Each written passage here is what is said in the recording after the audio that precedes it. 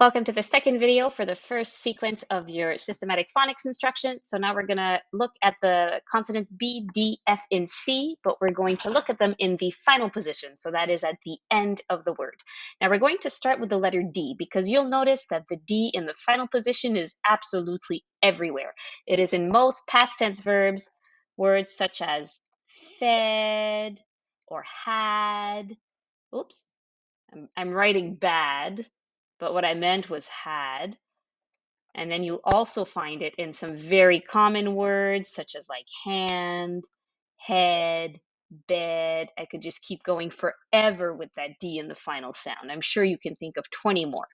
The B is present, but not as common.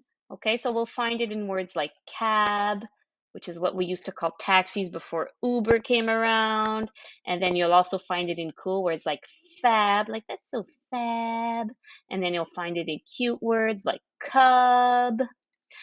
Now, the F and the C are tricky. Very few words end with the actual letters F and C, although many of them end with that sound.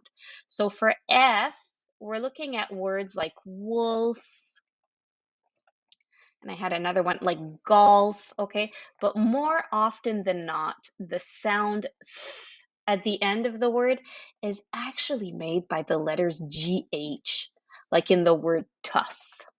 Okay, but we're going to get to this tricky guy later on. Same thing goes for the letter C. So there are some words in English that end with C, like the word Arctic, or like the ocean Atlantic, or like the famous game tic-tac-toe. But again, at the end of the word, most k sounds are made by a combination of consonants, the letters CK, which we will look at in a subsequent video. Now, in books, you're going to find these everywhere. So we see it here in kind, we see it in world, we see it everywhere on this page.